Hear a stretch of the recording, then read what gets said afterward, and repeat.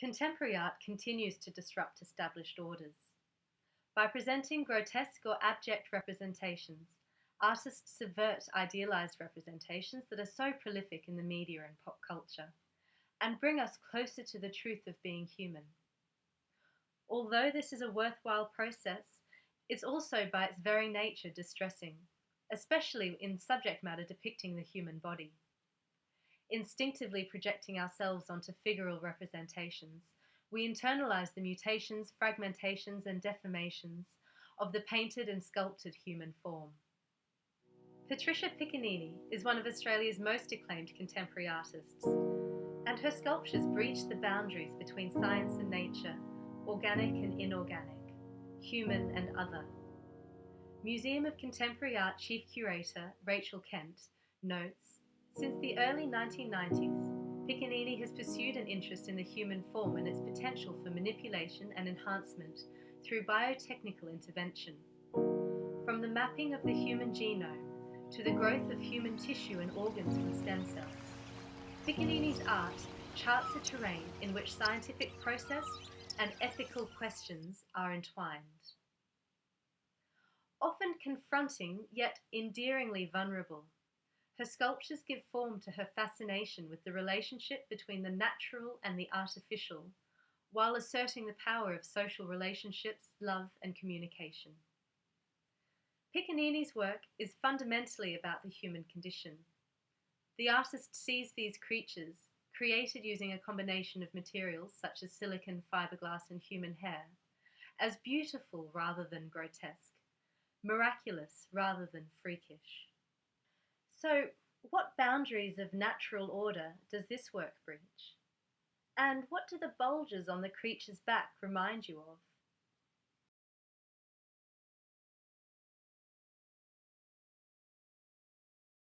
Nancy Hightower describes the work in the following way. Her work, Undivided, touches upon the abject, with its mother figure affectionately cuddling a sleeping child, its snout nuzzling the boy's neck. Such peaceful repose is instantly disturbed by the sight of the bulges in the creature's back, which hosts its young in different stages of development.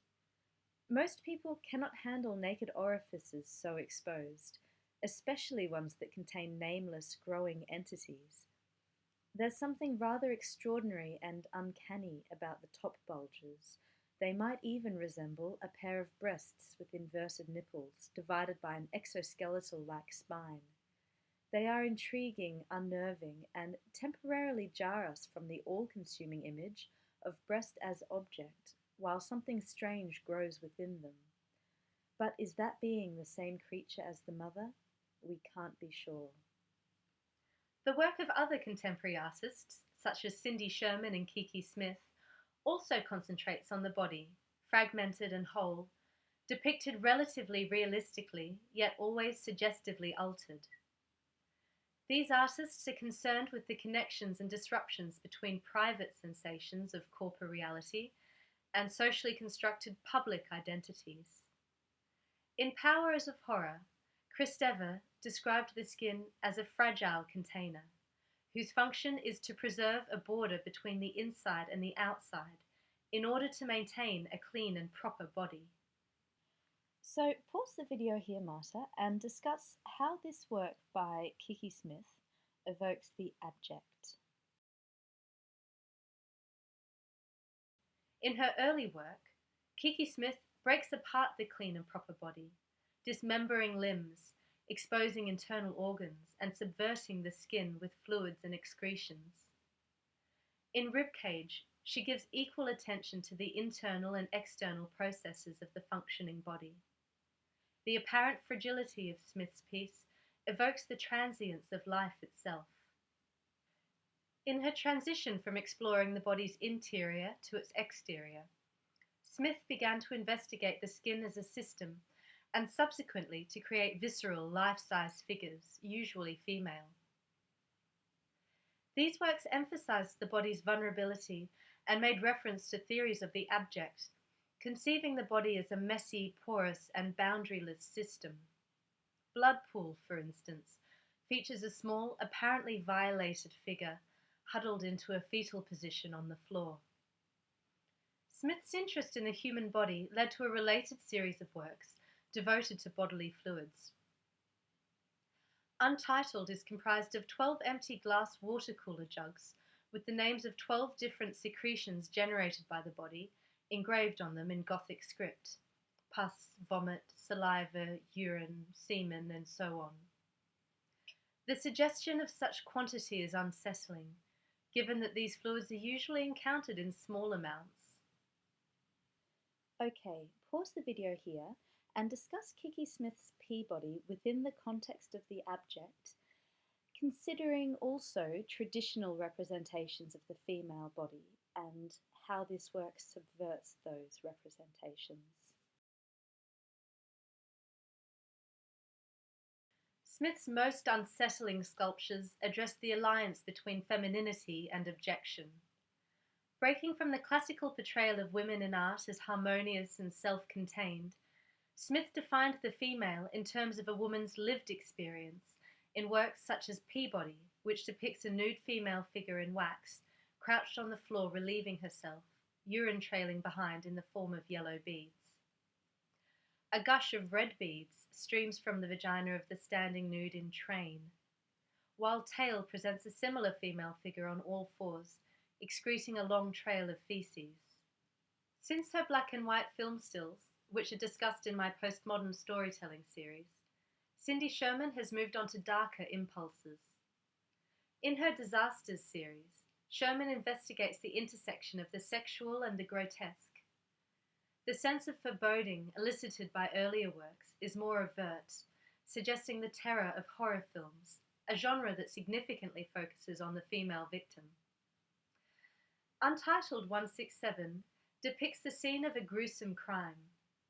Emerging from the dirt are the nose, lips, and red-painted fingertips of a blonde, apparently female victim. Okay, Marta, pause the video here and discuss what's happening in this picture and how do you know? How is Sherman telling the story here? Curator Ava Respini.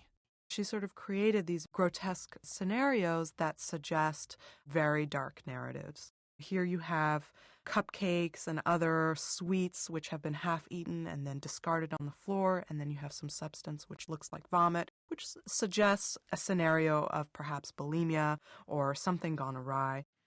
This work foreshadows Sherman's use of prosthetic body parts in sex pictures, a series of explicitly sexual photographs like Untitled number 258. With the sex pictures, Sherman used dolls that she ordered from medical catalogs. She manipulated the dolls, sometimes combining various parts of the dolls to create hybrid bodies that wouldn't exist in the real world.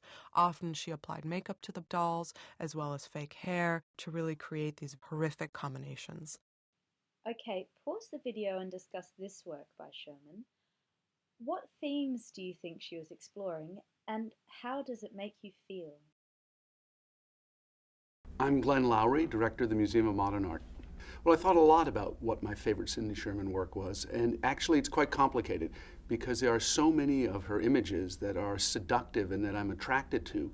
But when I started thinking about which image is most seared into my memory, it's actually one of the works that I find most repellent and disgusting, and it's Untitled 263.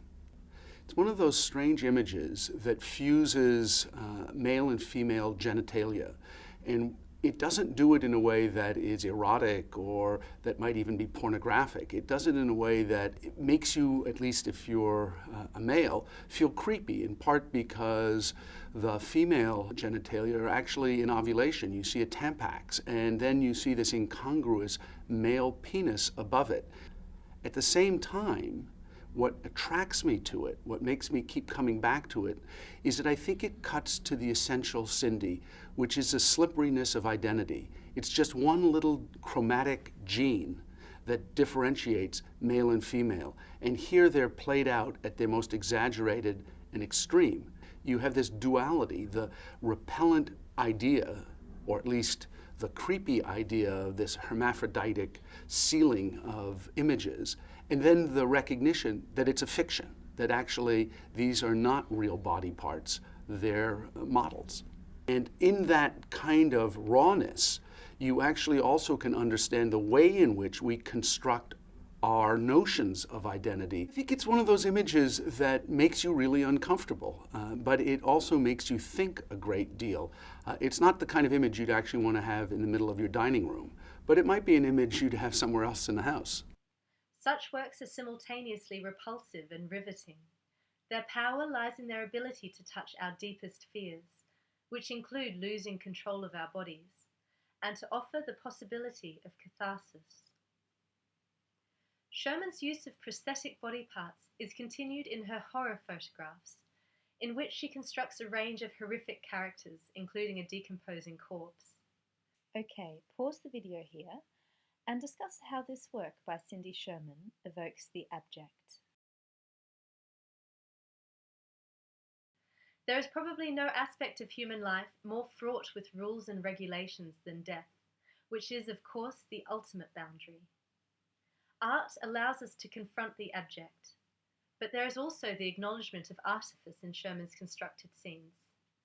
She described how you can be terrified and screaming and hiding your eyes, but you're laughing, the worse it is, because it's just so over the top and cathartic to confront these things that are really disturbing. It's okay because they're fakes. It's all set up. It's functioning like a fairy tale. Somebody several years ago that interviewing me for some thesis mentioned that they thought that all of my work was about death, and at the time I think I thought she was totally off the wall and like she's crazy, you know, even though at the time I was doing some of the gorier stuff. But then in thinking about it, I thought, oh, maybe that's probably true, and maybe that's why my interest in all of this, you know, horror films and body parts and everything like that, and then the fairy tales even ties in with that, and I think it's because it's similar the way that fairy tales function, and I think horror films is that it somehow makes you prepared to deal with the potential violence and potential death, and I think that's what's triggered in the films that I like, and somehow I guess I try to come to terms with that in the work somehow. I don't know. I mean, that's just one of my theories. According to Kristeva, the abject refers to the horror felt in response to a threatened breakdown in meaning caused by the loss of the boundaries between self and other, the loss of a sense of self. Artist Yayoi Kusama uses this horror, which originates from her mental illness, as the basis for her work. According to Kusama, my art originates from hallucinations only I can see. I translate the hallucinations and obsessional images that plague me into sculptures and paintings. I have been painting pictures since I was about 10 years old, when I first started seeing the hallucinations. By translating hallucinations and fear of hallucinations into paintings, I have been trying to cure my disease. Kusama's self-obliterations result in the destructions of boundaries of self, dissolving herself and her surroundings into fields of dots. When asked about the meaning of self-obliteration, Kusama has responded, by obliterating one's individual self, one returns to the infinite universe. Another repeated motif in Kusama's work is the phallus, in particular in the compulsion furniture. The most famous example of this might be the image of Kusama posed nude in accumulation number 2, covered in polka dots. Behind the couch are infinity net paintings, and the floor is strewn with pasta.